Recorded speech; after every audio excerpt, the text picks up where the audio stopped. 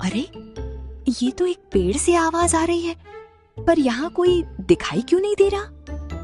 रामू, मैं तुम्हारा कब से इंतजार कर रहा था। तुम यहाँ आने में बहुत समय लगा दिए हो। तुम कौन हो और मेरा नाम कैसे जानते हो? तुमने कई साल पहले एक मरे हुए हिरण का अंतिम संस्कार किया था। मैं उसी का रूप बोल रहा हूँ। अच्छा, तो तुम वही हिरण की आत्मा हो। बताओ, मैं तुम्हारी क्या मदद कर सकता हूँ? तुम मेरी कुछ मदद मत करो, मैं तुम्हारी मदद करने आया हूँ। तुम इतने नेक और सच्चे हो, फिर भी तुम दर दर भटक रहे हो और तुम्हारी पत्नी बीमारी से तड़प रही है। मुझे ये देखा नहीं गया, इसलिए मैं तुम्हें कुछ देना चाहता हूँ। तभी हिरण के सामने से एक जादुई बीज प्रकट होता है। ये जादुई बीज तुम ले जाओ और अपने आंगन में लगा दो। ये तुम्हारा दुख दूर करेगा और सोने की सब्जी देगा। इससे तुम बहुत अमीर हो जाओगे।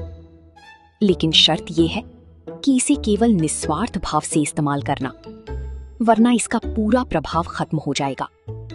तुम नेक दिल इंसान हो, इसलिए मैं तुम्हें दे रहा हूं।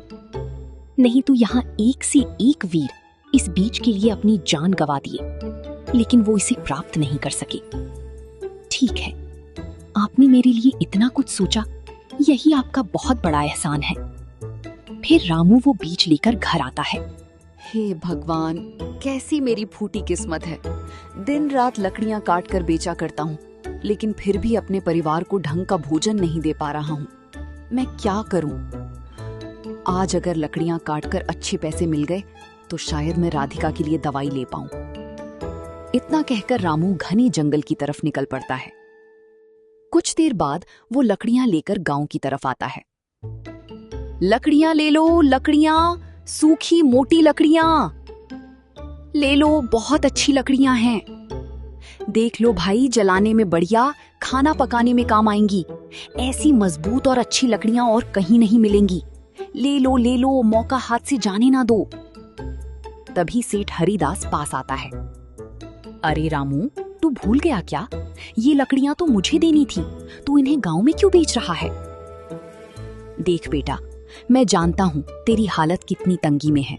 तेरी पत्नी बीमार पड़ी है, घर में चूल्हा तक नहीं जलता।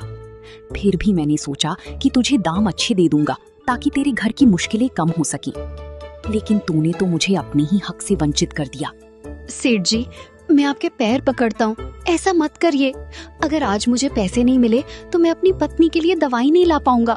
वो बुखार से तड़प रही है सेठ जी। आज मुझे थोड़ा ज्यादा पैसे चाहिए, वरना मेरे घर का दिया बुझ जाएगा। अरे, तू कौन सी दुनिया में जी रहा है रामू? तू भूल गया क्या कि तू मुझसे कर्ज लिया था? तो मैं तुझे पैसे कहाँ से दूं? ये लकड़ी मुझे दे दे और यहाँ से चला जा। सेठ जी, रहम करिए सेठ जी, मेरी पत्नी बीमारी से तड़प रही है। मैं आपके पैरों पड़ता हूँ, मेरी लकड़ियाँ मत लीजिए। ये मेरे लिए सिर्फ लकड़ियाँ नहीं है, बल्कि मेरी बीवी की आखिरी उम्मीद है सेठ जी। यही तो मेरी रोजी रोटी है।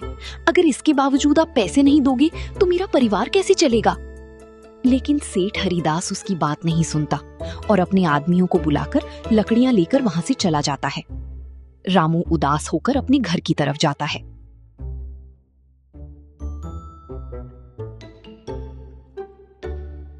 क्या हुआ जी, आज लकड़ियां बिकी? क्या फिर से खाली हाथ आए हैं? क्या बताऊं भगवान, आज भी बड़ी मुश्किल से लकड़ियां काट कर लाया था और बेचने ही निकला था कि सेठ हरिदास ने मेरी सारी लकड़ियां ले ली।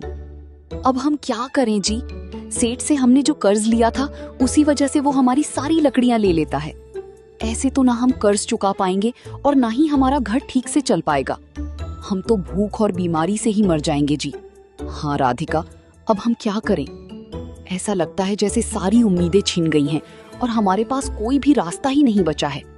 चारों तरफ सिर्फ अंधेरा ही अंधेरा है और अब दिल बस टूटता जा रहा है।